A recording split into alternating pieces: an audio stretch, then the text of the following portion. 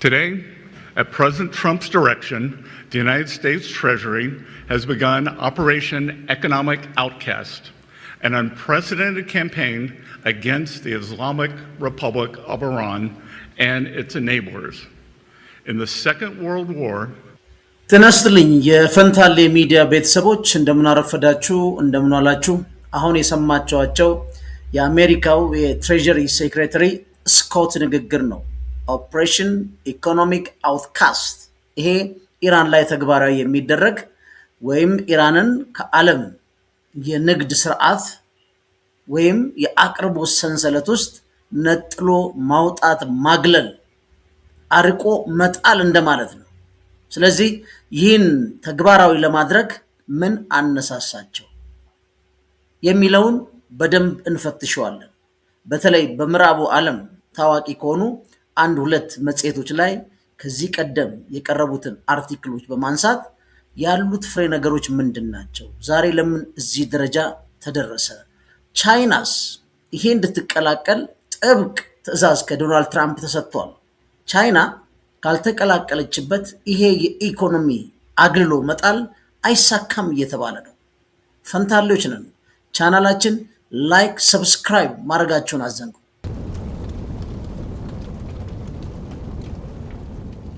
የአሜሪካ መንግስት በወታደራዊ ኃይል የሚችለውን አቅሙ የፈቀደውን ያህል በኢራን ላይ ድብደባ ፈጽሟል። አንድ ኢራንም በምትችለው አቅሟ መጠን ተከላክላለች። ግን ሁለቱም አሁን ስቴልሜት ላይ ነው ያሉት፣ መፋዘስ ላይ ነው ያሉት። ስለዚህ ይሄን ዴድሎክ መስበር የሚችል አንድ ነገር ከሁለት አንዱ ይጠበቃል። የአሜሪካ መንግስት አሁን የመረጠው ምንድነው? ኦፕሬሽን ኢኮኖሚክ አውትካስት። ግን ለምን ወታደራዊ ስትራቴጂ አልሰራም? እንደዚህ አይነት መደምደሚያ ላይ ለምን ደረሱ የሚለውን አንድ ጽሁፍ እናንሳ። The End of the American Middle East የሚል በፎሬን አፌርስ የተጻፈ ጽሁፍ ነበረ። ይሄን መለስ ብለን ስንመለከተው እንዳለ ሰመሪውን ያቀርበዋለሁ። ከዛ አንድ ፍሬ ነገር እንወስዳለን። አሁን ይህ ጽሁፍ The End of the American Middle East, the Iran and the Last Gasp of a Failed Order ነው የሚለው። እንግዲህ ጽሁፉን የጻፈው ማርክ ሊንች ይባላል። ማርክ ሊንች ነው የጻፈው። በሱ ትንታኔ የአሜሪካው የመካከለኛው ምስራቅ ቀጠናዊ ፖሊሲ ያከተመበትን ምክንያት በዝርዝር ያብራራል። ዋና ዋና ነጥቦቹን እናነሳለን። እኔም በዚህ ጻፊ ስለተስማማው ነው የማቀርበው። የመጀመሪያው የቆየው ቀጠናዊ ስርዓት መፍረስ ነው። ብዙ ነው ጽሁፉ፣ ይሄ ሰመሪ ነው። በነገራችን ላይ የቆየው ቀጠናዊ ስርዓት መፍረስ ነው ይላል። ከ1991 ጀምሮ አሜሪካ በመካከለኛው ምስራቅ የዘረጋችው ስርዓት በእስራኤልና በኢራን መካከል በተካሄደው ጦርነት ይላል እንዲሁም በጋዛ ቀውስ ምክንያት ፈርሷል። ዋሽንግተን የባህረ ሰላጤው ሀገራትን ከኢራን ሚሳኤሎች ማዳን አለመቻሏ ደግሞ እንዲሁም የሆርሙዝን መንገድ መዘጋቱ የአሜሪካን የደህንነት ዋስትና ማብቃቱን አሳይቷል። እንግዲህ ሶስት ፍሬ ነገር አንስቷል። 1991 የገልፍን ጦርነት አንስቷል። ኢራን ላይ መሰረት የተደረገን ስርዓት አንስቷል። እስራኤልንም አንስቷል። ጋዛንም አንስቷል። ስለዚህ እነዚህን ሁሉ ደምረን ደግሞ በተለይ አሜሪካና ኢራን ጦርነት ባደረጉ ጊዜ የመካከለኛ ምስራቅ ሀገሮች ላይ በቢሊዮን ዶላር የፈሰሰበት የወታደራዊ ኢንፍራስትራክቸሩ በአጠቃላይ ተደምሮ ሊከላከላቸው አልቻለም። ስለዚህ አንዱ ይሄ ነው ብሎ ያነሳል። በሁለተኛው ነገር የተሳሳቱ ግምቶችና የፖሊሲ ውድቀቶችን ያነሳል። ይሰው ምን ማለት ነው? የአሜሪካና የእስራኤል ወታደራዊ እርምጃ በቴህራን የሚገኘውን መንግስት ማስወገድ አለመቻሉ የሁለቱ ጥምረት የወታደራዊ ኃይል ውስንነትን ያመለክታል ይላል። ዋሽንግተን አጋሮቿን ከኢራን ጋር ወደ ውጊያ በመጎተት ከባድ የኢኮኖሚና የደህንነት ስጋት ላይ የጣለች ሲሆን ይላል። ይህ በአረብ አገራት ዘንድ የነበራት አመኔታና የሞራል የበላይነት አጣለች። ምክንያቱም ይህ ጦርነት አንደኛ አገዛዙ አልወደቀም፣ ኢስላሚክ ሪፐብሊክ ኦፍ ኢራንን የሚመራው፣ ሁለተኛ የአረብ ሀገራት በነዳጅ የበለጸጉ በቢሊዮን ዶላሮች በቀን የሚዝቁ የነበሩት ከጨዋታ ውጭ ሆነዋል። ስለዚህ አገዛዙን ባለመጠል ከእስራኤል ጋር ቢደራጁ ወታደራዊ አቅም ውስንነት አይተዋል። በዛ ላይ እነሱ የነበራቸው የሞራል የበላይነት ወይም ኢራን አትነካንም አሜሪካ አለች የሚለው ነገር ጠፍቷል ነው የሚለው። ሌላው ምንድን ነው የሚያነሳው? የቀጠና አዳዲስ ገጽታዎች መፈጠርን ያመጣል ሰውዬ። አንደኛው አሁንም የእስራኤልና ኢራን ነው። ሁለቱም ሀገራት ይላል በምስራቅ አፍሪካ በመካከለኛው ምስራቅ አቋማቸውን ለማጠናከር ቀጣይነት ባለው ግጭት ወይም ግራጫ ቀጠና ይለዋል ግሬዞን ውጊያ ለመቀጠል ፍላጎት ያላቸው በመሆኑ፣ ሌላው የአረብ አገራት መከፋፈል ነው። ቀደም ሲሉላችን የምናውቀው ስለ መካከለኛው ምስራቅ ሳውዲ አረቢያና ኢራን ነው የሚመጡልን፣ ወይም በሳውዲ አረቢያ ላይ የተሰለፉና ኢራን ነው። ዛሬስ ጸረ ኢራን ጥምረት ፈርሶ በሳውዲ አረቢያና በተባበሩት አረብ ኤሚሬትስ መካከል ያለው የፖሊሲና የክልላዊ የበላይነት ሽሚያ በግልጽ እየጎላ መጥቷል። በተለይ በአብርሃም አኮርድ ውስጥ ማን አለች? ዩናይትድ አረብ ኤሚሬት አለች። ሳውዲ አረቢያ ደግሞ እዚህ ለመግባት አለች ፍልስጤም አገር ሊኖራቸው ይገባል ተባለ። ከዛ ዶናልድ ትራምፕ የኒኩለር ማቢያዎችን ሲፈቅዱላት ደግሞ የአብርሃም አኮርድን እፈርማለብሽ የሚል ቅድመ ሁኔታ ተቀምጧል። ስለዚህ እነዚህ የቀጠና ገጽታዎችም አንዱ ሌላው ነው ማሳያዎች ናቸው። መፍትሄውስ ምንድን ነው ይላል በዚህ ላይ አሁን እሱ ሲናገር፣ ምክንያቱም የአሜሪካ መካከለኛው ምስራቅ የሚባለው አብቅቷል ነው የሚለው። የመፍትሄው አቅጣጫ ምንድን ነው ይላል ጸሐፊው። አሜሪካ ከቀደመው የፖሊሲ ሁኔታዋ አዲስ መንገድ እንድትከተል ይመክራል። ምንድነው የሰው የሚያስቀምጠው? ወታደራዊ ግብርን መልስን መቀነስ ይላል። የወታደራዊ ግብረ መልስን መቀነስ፣ ወታደራዊ ካምፖችን ከመገንባት ይልቅ ይላል ወደ ዲፕሎማሲና የመከላከያ አቅም እንደሚሳይል መከላከያ ማጋደል ይላል። ሌላው ከኢራን ጋር የዲፕሎማሲያዊ መንገድ ኢራን በቀጠናዊ ደህንነት መዋቅር ውስጥ ያካተተ ውይይት ማድረግ መፍትሄ ነው ይላል። በሶስተኛ የሚያስቀምጠው የእስራኤልን ድርጊት መግታት፣ ለእስራኤል የሚደረገውን ያልተገደበ ድጋፍ ገድቦ የህግና የሰብአዊ መብት መስፈርቶችን ኮንዲሽናል ያደረገ በቅድመ ሁኔታ ያስቀመጠ እገዛ ያስፈልጋል። ይህ ነው ሶሉሽን ይላል። ይህ እንግዲህ በምዕራቡ ባለሙያዎች ከተሰጡት አንዱ ነው። ዶናልድ ትራምፕ ግን ምን ብለዋል? ኢኮኖሚክ ኦፕሬሽን አውትካስት ብለዋል። ኦፕሬሽን ኢኮኖሚክ አውትካስት እንግዲህ ብለዋል ዶናልድ ትራምፕ። ግን ሌላም አንድ ጽሑፍ እናንሳ በደንብ ነገሩ እንዲገባም ማለት ነው። አሜሪካና አጋሮቿ ጦርነቶችን ማቆም ያልቻሉበት ምክንያት ምንድን ነው ወይ የማትችለው ለምንድን ነው የሚል አንድ የጠየቀ ሰውዬ ደግሞ አለ። ከብሩኪን ኢንስቲትዩሽን የተገኘ ነው። ፈንታሌዎች ነን። አብራችሁን ሆኑ። ቻናላችን ላይክ፣ ሰብስክራይብ ማድረጋችሁን አዘንጉ።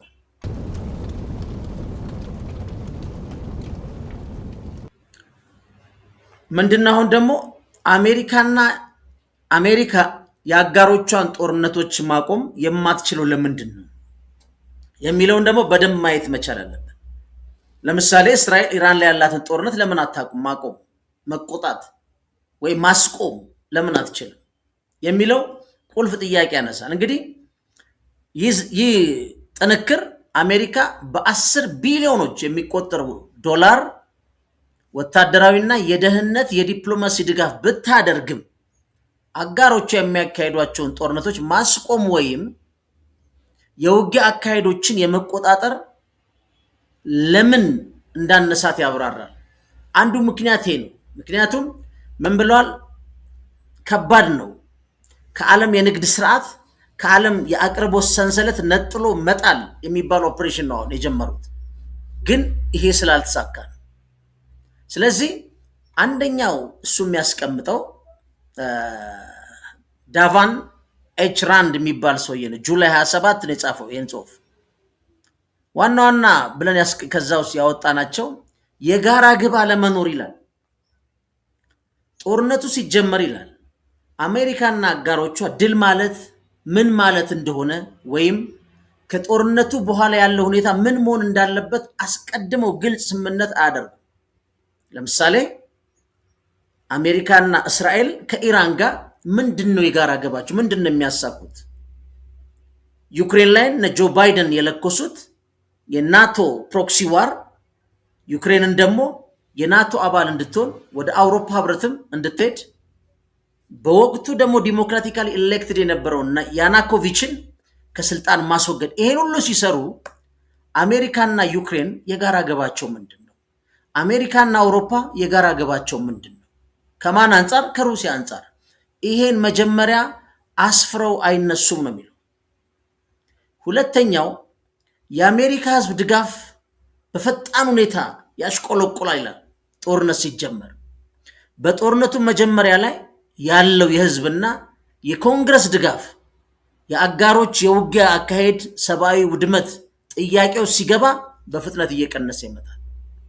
አሜሪካና እስራኤል የኢራንን ኒኩለር ቦምብ እናወድማለን ሲሉ የመጀመሪያ ፊሽካ ሲነፉ አሜሪካ ለእስራኤል በምትሰጣቸው እርዳታ ጋዛ ላይ ጦርነት ሲደረግ ህዝቡ የመጀመሪያ ጊዜ በአውንታ ያየዋል። በኋላ ግን ሁሉ ነገር ከእጃቸው አምልጦ የሰብአዊ መብቱን በሉት የኢንፍራስትራክቸር ውድመት ቶታሊ ከኢንተርናሽናል እና ከተባበሩት መንግስታት ውጭ የሆነ ውድመት ሲመጣ የአሜሪካ ህዝብ በፍጥነት ጦርነቱ ይቁም ይላል። ለምሳሌ እስራኤልና አሜሪካ ኢራን ላይ ጦርነት ሲጀምሩ ዲሞክራቶችና በሪፐብሊካኖች መካከል የነበረው ድጋፍ የተለያየ ነው። አሁን 50-50 ደርሷል የሚቃወሙት። በፊት በ100% የተጀመረ በእርግጥ አንዳንዶቹ የሚሰጡት ማብራሪያ ሪዘርቬሽናቸውን አስቀምጠው ማለት ነው። ሶስተኛው የጥቅሞች መለያየት። ከጦርነት ውስጥ ማን ነው ምን የሚያገኘው?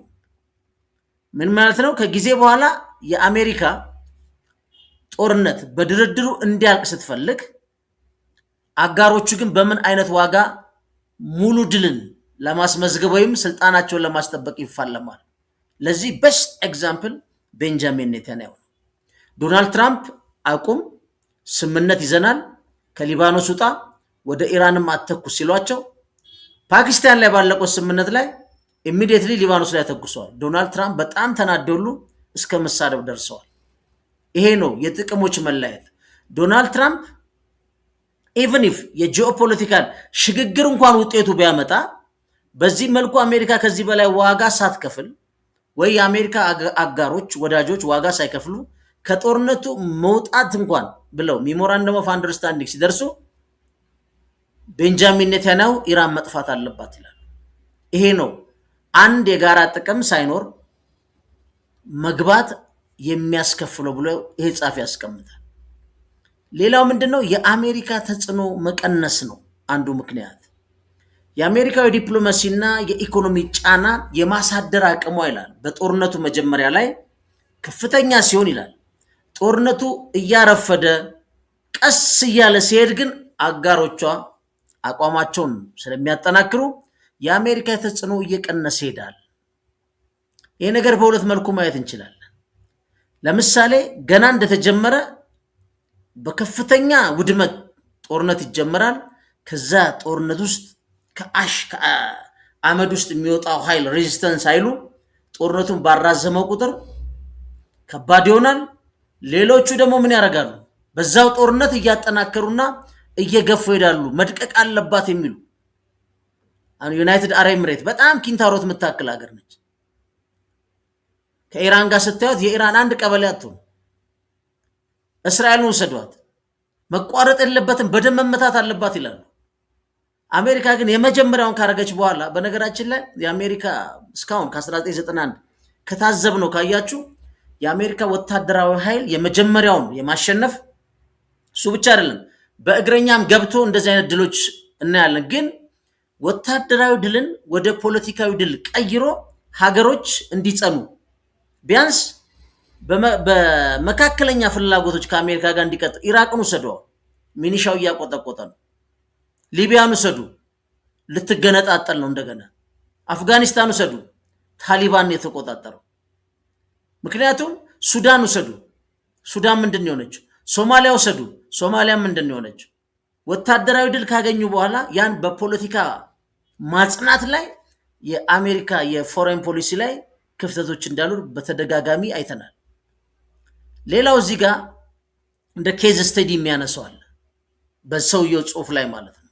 ዩክሬንን ያነሳል። ለምሳሌ ከሩሲያ ወረራ በኋላ ከተደረገው የጋራ አቋም በኋላ ነው የሚለው። ዩክሬንን ያነሳል። ከሩሲያ ወረራ በኋላ ከተደረገው የጋራ አቋም በኋላ በረጅም ጊዜ ስትራቴጂካዊ ግቦችና ወታደራዊ ገደቦች ላይ ልዩነቶች ተፈጠሩ። በዚህ መሃል እስማመጡ ዶናልድ ትራምፕ አያገባንም አሉ። አውሮፓ ራሷን ትቻል ተባለ። ሲጀመርስ ፕሮክሲ ዋሩ ኔቶ ከአውሮፓ ጋር በተወሰነ ቅርርብ በተወሰነ እንግዲህ በሚያግባባቸው ነገር ነው የጀመሩት። ማን ጆ ባይደን እነ ቪክቶሪያ ኑላንድ ከአውሮፓ ጋር ማለት ነው። ከዛ በኋላ ግን እየረዘመ ሲመጣ አሁን አውሮፓ ከዩክሬንና ከሩሲያ ጦርነት ምን ትፈልጋለች? ዩናይትድ ስቴትስ ከዩክሬንና ከሩሲያ ጦርነት ምን ትፈልጋለች? በጣም የተራራቀ ነው። እሱ ብቻ አይደለም፣ ዶናልድ ትራምፕ ግዙ እንጂ አልሰጥም ብለዋል። እነ ጆ ባይደን 300 ቢሊዮን ዶላር ድረስ አቅርበው ነው ያን ነገር ጦርነቱ ሩሲያ ውስጥ እንዲቀጥል ያደረጉት። ጋዛን እንውሰድ፣ እስራኤል ላይ ይላል። ከኦክቶበር 7 ጥቃት በኋላ በነበረው ጦርነት በጦርነቱ አመራር አንድ በሰብአዊ መብቶች ጉድለቶች በረጅም ጊዜ የፖለቲካ መፍትሄዎች ላይ ከፍተኛ አለመግባባት ታይቷል። ለምሳሌ ከጋዛ ውጡ ብለዋል ዶናልድ ትራምፕ፣ አንወጣም ብለዋል እስራኤሎች። በጋዛ ጦርነት ጊዜ ሐማስ የፈጸመው የሽብር ጥቃት ነው ብሎ የአሜሪካ መንግስት ከእስራኤል መንግስት ጋር ቆሟል፣ እንደ አንድ ወዳጅ ሀገር ቆሟል። ከዛ በኋላ ግን ከ70,000 ሰዎች በላይ ሲረግፉ የአሜሪካ መንግስት ይህን ቶለሬት ማድረግ አልቻለም። የአሜሪካ ወጣቶች ይህን ቶለሬት ማድረግ አልቻሉ። ዩኒቨርሲቲዎችን አጨናነቁ። ድንኳን ደክል ወደ ቤት አንሄድም አሉ። በአውሮፓ ሰልፍ ተቀጣጠለ። በአሁኑ ሰዓት እስራኤል አውሮፓ ውስጥ ያላት ተቀባይነትና ከኦክቶበር 7 በፊት የነበራት አንድ አይደለም። ስለዚህ አሜሪካም ካላት የዓለም ኃላፊነት አንጻር የሰብአዊ መብት የዲሞክራሲ አባት እንግዲህ በአንጻራዊነት ተብሎ የሚታወቁት እነሱ ሁሉ እስከ መሸማቀቅ ደረሱ። ዶናልድ ትራምፕ በመሃል ምን አመጡ? የፒስ ቦርድ የሚል አመጡ። አሁን ራሱ የፒስ ቦርዱ ተግባራዊ ሊደረግ ሲባል ምን ተባለ? 70% ከያዙት የጋዛ ግዛት አንወጣም አሉ። ስለዚህ እንደዚህ አይነት ኮንፍሊክቶች ጦርነት ከመጀመሩ በፊት ድጋፍ ከመሰጣታቸው በፊት ስምምነቶች ስለሌሉ አሜሪካ ደግፋ የምትገባ ወይም ድጋፍ የምትሰጣቸው ሀገሮች በዚህ መልኩ አሜሪካንን አንገት ያስደፋሉ ማለት ነው። አሁን የሳውዲን ጥምረት ወሰዱ። በ2015 አርማኮን ተመታ። በሁቲ አማጽያን ተባለ። ከዛስ የመን ላይ የተጣሉት ባላስቲክ ሚሳይሎች፣ ሮኬቶች፣ የአየር ላይ ቦምቦች ምን አመጡ? የሰብአዊ ቀውሱን ክፉ አረጉት። ከዛስ አሜሪካ ወታደራዊ ኃይሉ የሰጠው ድጋፍና የመጣው የሰብአዊ መብት ድጋፍ የአሜሪካን ህዝብ መልሶ አስቆጣ ማለት። ከዛስ እንዲቋረጥ ተደረገ ማለት። አሁን ደግሞ አስቡት፣ በኢራን ጦርነት ተከትሎ ሁቲና ስዑዲ እንደገና እየተደባደቡ ናቸው። አሜሪካ ስቲል የተለየ ፖዚሽን አልወሰደችም። ግን እነዚህ ሁኔታዎች ናቸው አጠቃላይ አሁን ወደዚህ ኢኮኖሚ ሙከራ ውስጥ ያመጡት። ይህ ሁሉ ነገር አሜሪካ ላይ ተጠምጥሞ ያለ ነው። አፍጋኒስታን ወሰዱ። አሜሪካ እንግዲህ ራሷ ወታደራዊ ኃይሉንና የመንግስቱን ፈጥራ ማለት ነው በራሷ ውሳኔ ጦርነቱን ምን አረገች? በ2020 ላይ ዶሃ ላይ ሄዳ አጠናቀቀች። ማንን ለማስወጣት ነው የተገባው? ታሊባንን። ስንት ትሪሊየን ዶላር ነው የፈሰሰው? ስንት ዜጎች ነው ያለቁት? ኢቭን የአሜሪካ ወታደሮች። ፋይናሊ ምን ሆነ? ተመልሶ ለታሊባን ሰጥተው ወጡ። ስለዚህ ለዚህ ነው አንድ ጦርነት ከመጀመሩ በፊት ወረቀት ላይ ነው የሚያልቀው። ግን አንዳንዴ ግዙፍ ስትሆን አረር እነዚህ ውሾች ብለው ትገባ ትችላለህ። ስትገባ ግን በደንብ ያልሰለጠኑም የጫካ አውሬ ሆነ ልታገኛቸው ትችላለህ። ከዛ በኋላ ማጣፊያ ይጠፋል ማለት ነው። እዚህ ላይ ሌላ የምናነሳው ምንድነው? ለአሜሪካ የፖሊሲ አውጪዎች እንደ ምክር ሀሳብ ብሎ ያስቀምጠዋል። ያው በደንብ ነው የሚጽፉት፣ ያው ኢንስቲትዩሽን ተቋማት ስለሆኑ ማለት ነው። ምንድነው የሚለው? የፖለቲካ ግብ በጥቅም መጀመሪያ ላይ መወሰን። የፖለቲካውን ግብ መጀመሪያ በጥቅም ላይ መወሰን። አሜሪካ ወታደራዊ ድጋፍ መስጠት ከመጀመሪያ በፊት በከፍተኛ ጫና አቅሟን በመጠቀም የጦርነቱን የመጨረሻ ግብ ከሀገራቱ ጋር በግልጽ መደራደር አለባት። ይሄ ጦርነት አለቀ የሚባለው ይሄ ሲሆን ነው ብሎ ያ ከአሜሪካ ድጋፍ የሚያገኘው አካል መፈረምና መንቀሳቀስ አለበት። እንደው በደፈናው የሚባል ጨዋታ የለም። ሁለተኛ በመንግስት መስሪያ ቤቶች መካከል አንድነት መፍጠር ይላል። በአሜሪካ ውስጥ ያሉ ተቋማት እንደ አንድ ህብር ላይ ካልመጡ ካልተናበቡ ይላል ውጤቱ ባዶ ነው የሚለው። ምን እያለ ነው? አጋሮቿ የአሜሪካን ተቋም የውጭ ጉዳይ አንድ አለ፣ መከላከያ፣ ደህንነት አለ። እንግዲህ እነዚህ አስቧቸው። ሲአይኤው አለ፣ የውጭ ግንኙነቱ አለ፣ ከዛስ መከላከያው አለ። እነዚህ ኃይሎች በአንድ ጉዳይ ላይ በአሜሪካ ብሔራዊ ጥቅምና ከነሱ ወዳጅ ከሆነው ሀገር ጋር የሚያደርጉት ውይይት በአንድነት ላይ በተቋሞቹ አንድነት ላይ የተመሰረተ መሆናል። ዶናልድ ትራምፕ የኢራንን ጦርነት የሞሳድን ብሪፍ ሲሰሙ 18 የአሜሪካ የስለላ ተቋማት እነ ሲአይኤ ኤፍቢአይን ጨምሮ የእነሱን አንድ ወረቀት ሳይገለብጡ መግባታቸውን የእሳቸው የጸረ ሽብር ቢሮ ዋና ኃላፊ በይፋ ተናግሯል። ከስልጣኑም ለቋል። ይሄ አያስኬድም ነው የሚለው። በሶስቱ በሲአይኤም በስቴት ዲፓርትመንቱም እንደገና በፔንታገን መካከል አንድ የሆነ የጋራ አቋም ሊኖራቸው ይገባል። ሌላው ምንድን ነው? ሶስተኛ የሚለው እሱ ከተቃዋሚዎች ጋር ቀጥታ ድርድር ማድረግ። ምን ማለት ነው? አሜሪካ ከአጋሮቿ በተጨማሪ ራሷን እንደ ወይም የጦርነቱ አካል ከሚያዩ ተቃዋሚዎች ጋር ቀጥተኛ ዲፕሎማሲያዊ መስመር መክፈት፣ የአንድን ሀገር መንግስት በሀብትና በገንዘብ ከመደገፏ በፊት በዛ ሀገር መንግስቱ ውስጥ የሚፋለመውን ኃይል ምን እንደሚፈልግ ከአሜሪካ ብሔራዊ ጥቅምና ከሚፋለምበት የአሜሪካ ወዳጅ መንግስት ምን እንደሚፈልግ መነጋገርና ማስተካከል አለባት። እነዚህ ነገሮች ካልተሟሉ አሜሪካ የኢራንን ጦርነት አታሸንፍም ብለው ነበረ። ስለዚህ በወዳጅ ሞከረች፣ በከፍተኛ የጦር መሳሪያ ሞከረች፣ አልተቻለም። ምን አለ? the end of the American Middle East አለ። ከዛ ኢራን and the last gasp of the failed order ማርክ ሊንች የጻፈው ጽሁፍ ነው። እነዚህ እንግዲህ በፎሬን አፌርስ ላይ የተዘገቡ ናቸው። ሁለቱን በጣም እንደ ጥሩ ማሳያ ስላመንኩባቸው ነው ያቀረብኳቸውና እነዚህን ስንደምራቸው አሜሪካውን ምን ውስጥ መጣች? የኢኮኖሚ ቁጣ። መጀመሪያ የኦፕሬሽኑ ቁጣ ነበር አለ። አሁን ደግሞ የኢኮኖሚ ኦፕሬሽን ነው። ምንድነው? አውትካስት ነው ማድረገው። ቢኮዝ ዲስ ኦል ሚሊተሪ በራሷም በወዳጆቿም የሄደችበት መንገድ አብቅቷል። ስለዚህ አሁን ያለው አማራጭ ኢራንን በዚህ መነጠል ነው።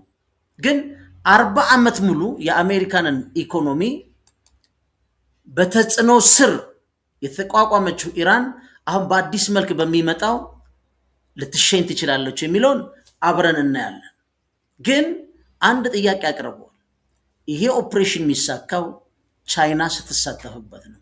ቻይና ካልተሳተፈች አይሆንም ብለዋል። ግን ለምን? ይሄን አብረን እንመለከታለን። ፈንታሌዎች ነን።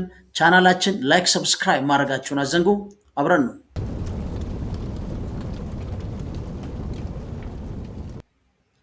ይሄ አሁን የዓለም አቀፍ የዜና አውታሮች የሆኑት በአብዛኞቹ ጋር ብትሄዱ የጂኦፖለቲክሱን በሶስት ማዕዘን ያስቀምጡታል። ለምን? የኢኮኖሚን አውትካስት መገለል ከንግድ ስርዓትና ከአቅርቦት ሰንሰለት አውጥቶ መጣል ማንን? ኢራንን። ይሄ የዓለም ህብረተሰብ ድጋፍ ይፈልጋል። ከሁሉ በላይ ግን የዚህ የኢኮኖሚ ቁጣ ኦፕሬሽን ብለው እነሱ ያነሱት ሶስት ነገር ይፈልጋል። በሶስት ዩኤስኤ ኢራንና ቻይናን እንደ ሶስት ማዕዘን ድንጋይ አድርገው ነው የሚናገሩት። ይህ ለምን ሆነ? ለምሳሌ የቴህራን የፋይናንስ መትረፊያዎች አሉ ማለት የፈለገ ተጽዕኖ ስትጫወት ግን ማምለጫ ስልቶች አሏት። በዚህ ቁልፏ የምትጫወተው ቻይና ነው ብላ አሜሪካ ትከሳለች። ስለዚህ በዋሽንግተንና በቴህራን መካከል ያለው የኢኮኖሚ ግጭት እንደ ሁለትዮሽ ብቻ ተለዋጭነት የምንመለከተው አይደለም። ይሄን በስፋት ስናየው ኢራን ላይ አሜሪካ ይሳካላታል አይሳካለትም የሚለውን ማየት እንችላለን። ምን ማለት ነው?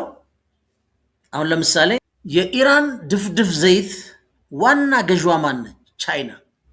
ምን ያህል ፐርሰንት ገዛለች? ከ80 እስከ 90 የሚሆነውን አጠቃላይ ድፍድፍ ዘይት የኢራንን የምታነሳው ቻይና ነች።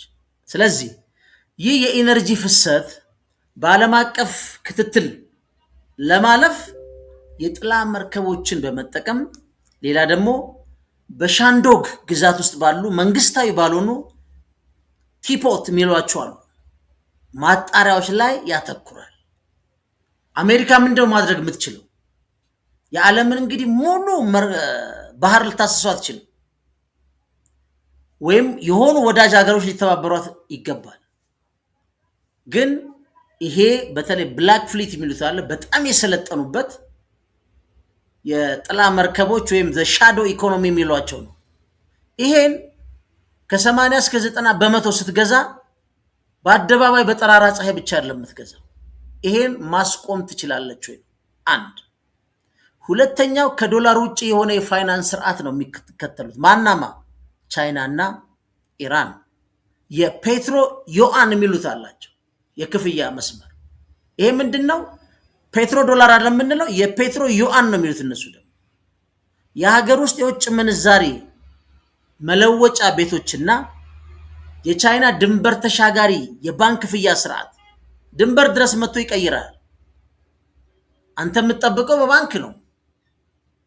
ለምሳሌ እኛ ጋር ሶማሌላንድ ጋር እንዳለው ማለት ነው።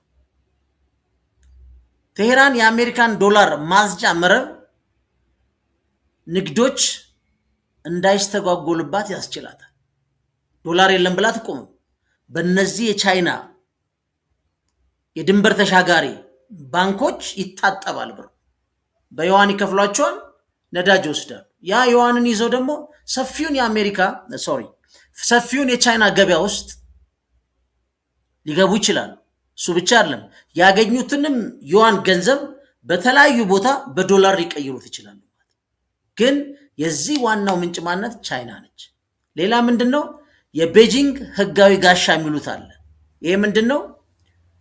ግንቦት 2002 በግንቦት 2 ቀን 2026 የቻይና ንግድ ሚኒስትር እና በ2021 የማገድ ህጎች ለመጀመሪያ ጊዜ ተጠቅመዋል።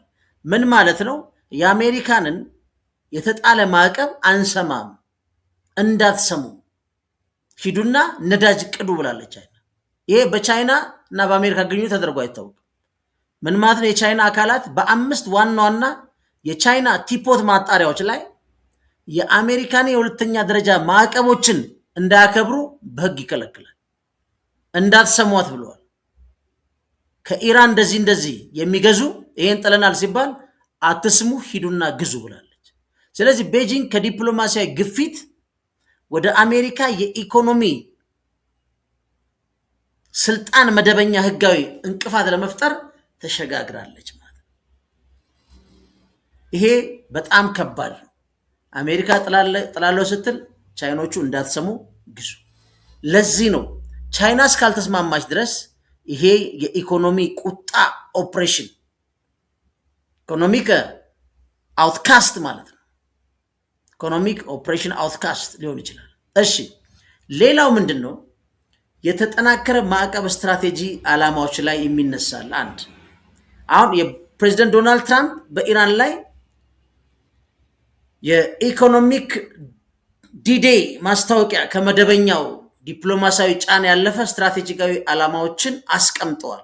ይሄ የቆጣው አንደኛው ምንድነው? በቅርቡ የአሜሪካ ገንዘብ ሚኒስትር ቅድም እንዳያችሁ ስሜታቸው ፔትሮያን ወደ አገር ውስጥ ምንዛሪዎች የሚቀይሩትን የክልል የልውውጥ ቤቶችን በግልጽ ያነጣጠረ ሲሆን ዓላማው ለመንግስት ድጋፍ ላላቸው አካላትና ክልላዊ ተኪ መረቦች ላይ የገንዘብ ፍሰትን መቁረጥና ማስቆም ነው። ሌላው ምንድነው? የቻይና ቀይ መስመሮች መሞከር ብለዋል። ምን ማለት ነው? እንደ ሃንግሊ የፔትሮኬሚካል ያሉ ነፃ የቻይና ማጣሪያዎችን በጥቁር መዝገብ በማስገባት ብላክሊስት ዋሽንግተን ቤጂንግን የሁለተኛ ደረጃ ንግድ በመጠበቅ ወይም ሰፊውን የባህር ዘርፍ ወይም ሰፊውን የባንክ ዘርፍ ለአሜሪካ ዋና ማዕቀብ በማጋለጥ መካከል እንድትመርጥ ያስገድዳታል። ስለዚህ ምን ብላለች ቻይና? ኖ ብላለች። ሌላው ምንድነው? ከፍተኛ የኢኮኖሚ ጫና ዓላማው የአሜሪካንን የምድር ጦር ኃይል ሳያሰማሩ ዋና አሁን የዚህ ሌላው ምንድነው? አንደኛ ኢራን ውስጥ የአገዛዝ ለውጥ ወይም የአስተዳደር ለውጥ ያልመጣው በእግረኛ ሰራዊት አሜሪካ ባለመጠቀሟ ነው ብሎ ይታመናል። አንድ መንግስት በአየር የበላይነት ብቻ መቀየር አይቻልም። ስለዚህ የዚህ ግብ ራሱ አንዱ ዋናው ዓላማው ምንድነው? ከፍተኛ የኢኮኖሚ ጫና በማድረግ የአሜሪካን ምድር ጦር ኃይል ሳያሰማሩ የመንግስት መጠባበቂያ ሀብት ለማሟጠጥ የሀገር ውስጥ የዋጋ ንረትን ኢራን እንግዲህ 80% ኢንፍሌትድ የሆነ ኢኮኖሚውን ከዛ በላይ ለማድረግ ከዛስ ህዝቡን ለማነሳሳት ሌላው ምንድነው? የውስጥ አስተዳደር አቅምን ጨርሶ ማውደም ማለት ነው። በህዝብ ቁጣ እንዲሸኝ ማድረግ ነው። ይህ ፕራክቲካል ነው አይደለም? በጣም በጣም ከባድ። ስለዚህ በእንደነዚህ አይነት መካከል ነው ይሳካል አይሳካም እየተባለ ያለው። በእርግጥ ይሄ ማዕቀብ የሚለውን በመጨረሻ የምናየው ይሄን ካልን ውጤታማ ሊሆን ይችላል ወይ የሚለውን እንመለከታለን። ፈንታሌዎች ነን። ቻናላችን ላይክ፣ ሰብስክራይብ ማድረጋችሁን አዘንጉ።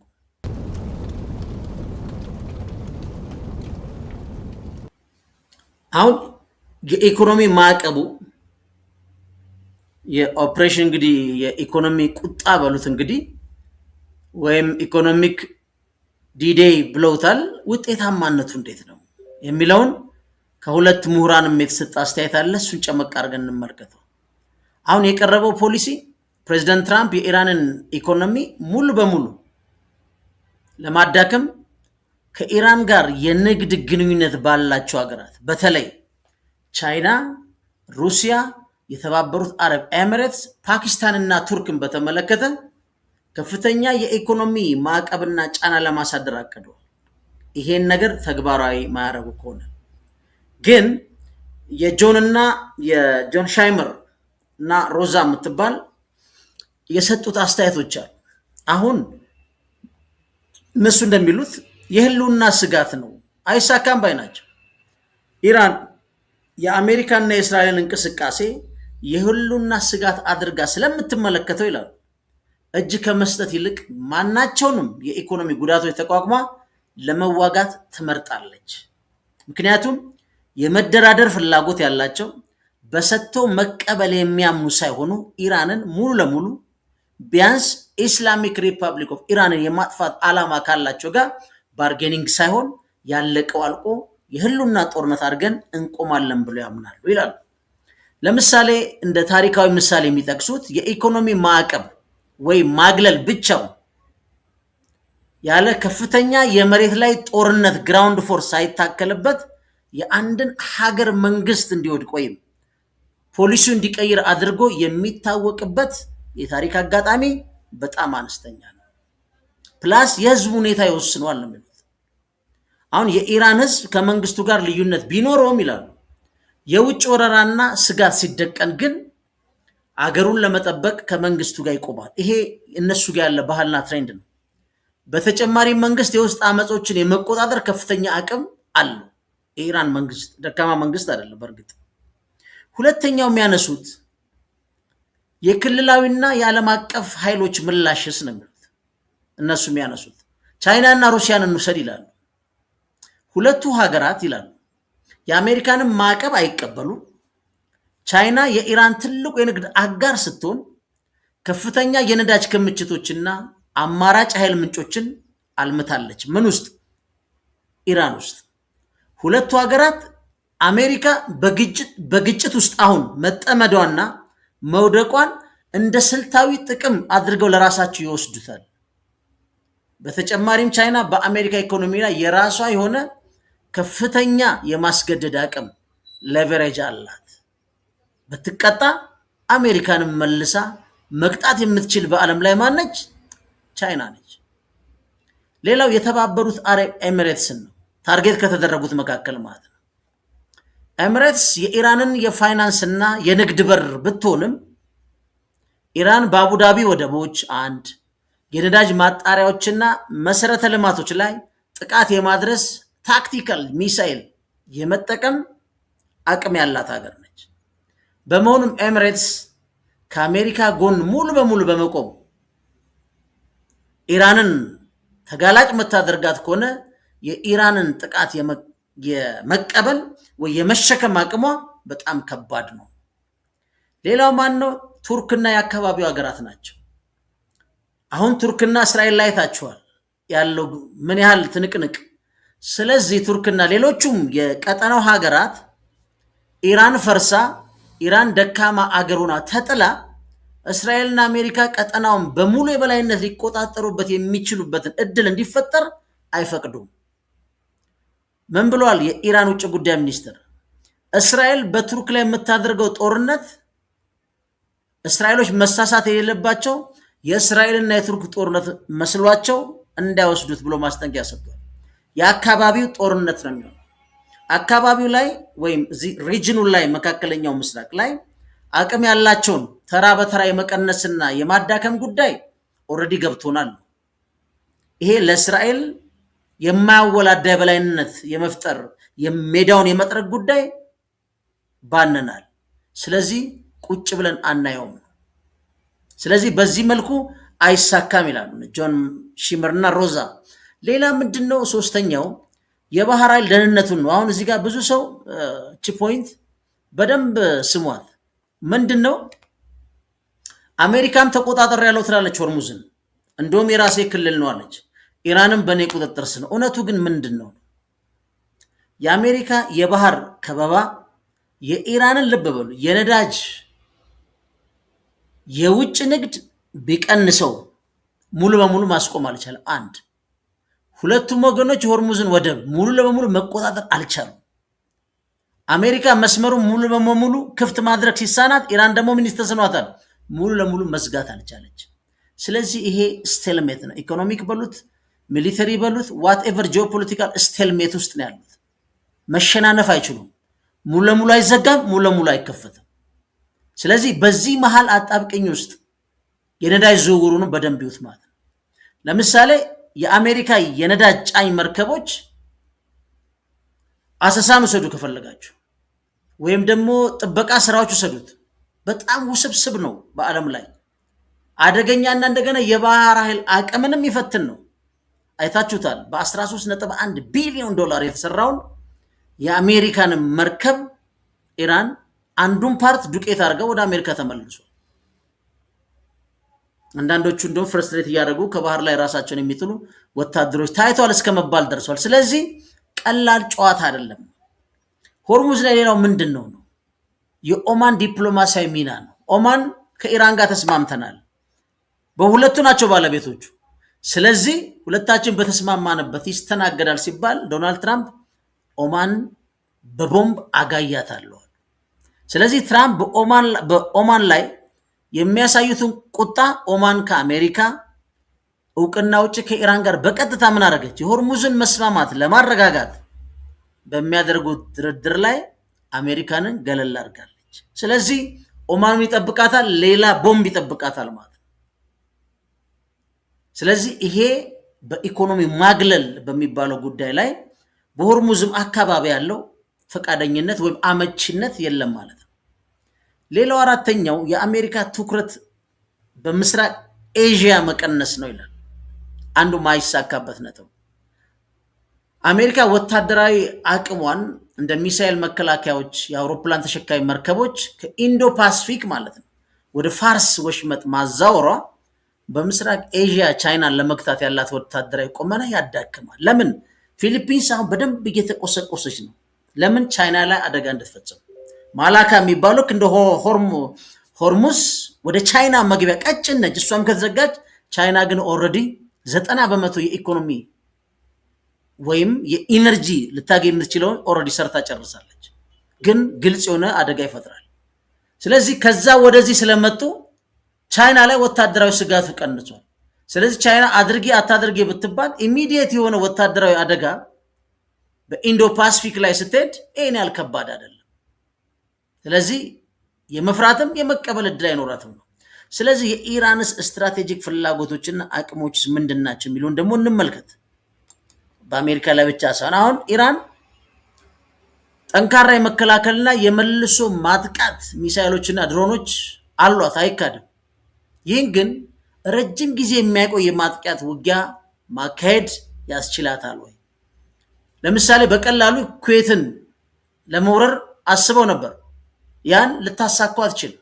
ለምን? ኩዌት ላይ ነው ከፍተኛው ከኢራን ስትደበደብ የነበረው።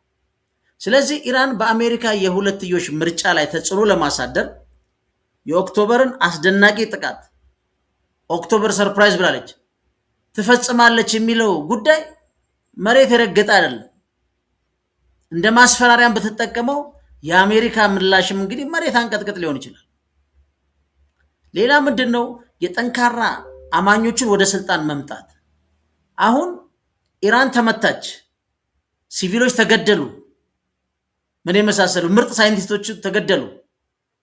ከዛስ የተወሰነ ለዘብተኛ የሚለው የሚሊቴሪ ኃይል ጸዳ። ማመጣሁን ዋናው አክራሪው ኃይል በማንኛውም መልኩ እስራኤልና አሜሪካ የማይደራደረው ወታደራዊ ኃይል ስልጣኑ ይዞታል። ስለዚህ የአሜሪካ ጥቃት የሲቪል መሪዎችን ከወሰደ በኋላ በኢራን የብሔራዊ ደህንነት ከፍተኛ ምክር ቤት ጀነራል ረስሉን የመሳሰሉ ኢስላሚክ አብዮታዊ ጥበቃ ጋርዶች፣ የኮር ኃላፊዎች፣ ጠንካራ እምነት ያላቸው ወይም በኢስላሚክ ሪፐብሊኩ ላይ ለዘብተኝነት የማያሳዩ ስልጣኑ ይዞታል። ስለዚህ እነዚህ አካላት ከቀደሙት ስምምነቶች ለምሳሌ እንደ 17 መክሰነደት እነዚህ አካላት አሁን አሜሪካ ከቀደሙት ስምምነቶች በመውጣቷ ምክንያት ድርድር አይፈልጉም። እንደውም ምን አሉ? በፊት ወደ ተስማማንበት 17 ነጥብ ሜሞራንደም ኦፍ አንደርስታንዲንግ አሜሪካ ብትመለስ የተሻለ ውጤት ይኖራል ነው። እሺ፣ በመጨረሻ እዚህ ጋር የምናየው የአሜሪካ ስትራቴጂካዊ ውጥረትና የጦር መሳሪያዎች ውስጥ እጥረት ደግሞ ራሱን የቻለ ከባድ ጉዳይ ነው ይህን ለማሳካት። ምክንያቱም አሁን አሜሪካ ተግባራዊ ሊሆኑ የሚችሉ ወታደራዊ አማራጮቿ አልቀዋል። ቅድም 2 አርቲክሎችን ያመጣሁት አንዱ ለዚህ ነው። የአየር ጥቃቶችና የእርስ በርስ ማጥቃት ዘመቻ ወይ ኢራን ውስጥ ያሉትን ኮትኩቶ እነ ኩርዶቹን የሚሆኑ ተቃዋሚዎቹን አድርጎ እርስ በርስ የማማታቱ የሚሆን አሜሪካን በአየር ላይ የምትፈጽመው ምን ሆኗል? ኦልሞስት ተዳክመዋል። ስለዚህ የሁለቱም አገራት የሚሳኤል መከላከያ መሳሪያዎችና የባህር ኃይሎች ሀብቶች በእጅጉ ምን ሆኗል? ተሟጠዋል። ስለዚህ የመጨረሻና ወሳኝ ጥቃት እናረጋለን ይባላል። የማይደረግበት አንዱ ምክንያት ይሄ ነው። ብዙዎቹ በፍጥነት ተመርተው ካልመጡ በጣም አደገኛ ነው። በዛ ላይ እነሱ ሚሳኤሎቹ ሊመረቱ ፓትሪዮት ሊመረቱ የሬር እርዝ ሜታሎች የአቅርቦት ሰንሰለት ከቻይና ነው ይመጣው። ቻይና ራሷ ያን ነገር አስቁማለች፣ በተወሰነ መጠኑን ቀንሳለች። ስለዚህ በኢራን መሰረተ ልማት ወይም አመራር ላይ ፈጣን የበላይነት ጥቃት የማድረስ ጥሪዎች በአሁን ሰዓት ከእውነት የራቁ ናቸው።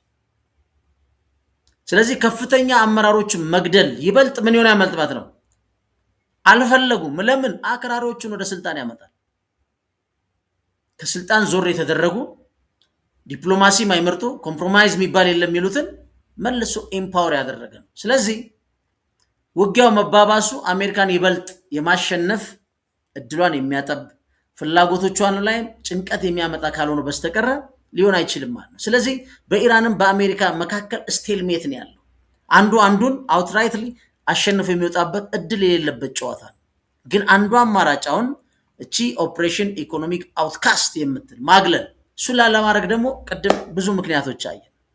ሌላው በስሞል ሰርክል የሚወራ ወሬ አለ። ያ ወሬ ምንድን ነው? አሜሪካ ታክቲካል የኒኩለር መሳሪያዎችን ልትጠቀም ትችላለች ነው በዚህ ሰዓት። ይሄ እንግዲህ በፖለቲካ ክበብ ውስጥ ስሞል ሰርክል ውስጥ የሚወራ ነው። ይሄ ደግሞ ፈጽሞ የማይሞከር ነው። አንደኛ ኒኩለር የሚያማዝዝ ኢራን የአሜሪካንን ብሔራዊ ጥቅም ምትነካበት እድል የለም። ምናልባት የኦሊጋርኪው እድል ካልሆነ አንድ ኦርዲነሪ የአሜሪካን ዜጋ በሀገር ውስጥ የፈለገውን አድርጎ ለመኖር ሰርቶ ለመኖርም የሚፈልጋቸውን ነገሮች ኢራን ልታደናቅፍ አትችልም። ግን ይሄ ኦሊጋርኪው በመካከለኛው ምስራቅ በኢንዶ ፓሲፊክ ወይ አፍሪካ ምናምን ላይ ፍላጎትን ሊያሟላ የሚፈልገው የተለያየ ኃይል ካልሆነ በአንድ አሜሪካ ዜጋዊ ላይ ኢራን ኢሚዲየት ችግር ደቅና የአሜሪካ መንግስት ኒኩለር የሚመዝበት ተጨባጭ ሁኔታ የለም። ስናጠቃለው ታዲያ መፍትሄው ምንድን ነው ይላል። ለዚህ መፍትሄ ብሎ የሚቀመጠው ወይም እነዚህ ያስቀመጡት ምሁራኖቹ አንደኛ የሆርሙዝ መንገድ ቁጥጥር ለኢራን መልቀቅ ነው ይላሉ። አሜሪካ ያለውን እውነታ አምና የሆርሙዝ ወሽመጥን ቁጥጥርን ለኢራን መስጠት አለባት። አሜሪካ የነፃ የባህር ትራንዚትን ለማረጋገጥ እጅግ በጣም ብዙ የባህር ኃይል ሀብቷ ከሚያልቅ ኢራን ቀረጥ እንድታስከፍል መፍቀድ የተሻለ አማራጭ ነው። አሜሪካ ኢቭን እዛ ሆና እቆጣጠራለሁ የምትለው ከረጅም ጊዜ ሲሰላ ኢራን ከምትጠይቀው ፍላጎት በላይ ወጪ ነው አሜሪካ የምታወጣው ማለት ነው። ሁለተኛው የረጅም ጊዜ የኃይል ስትራቴጂ መቅረጽ። ይሄ በጣም የሰለጠን ነው። ምን ማለት ነው?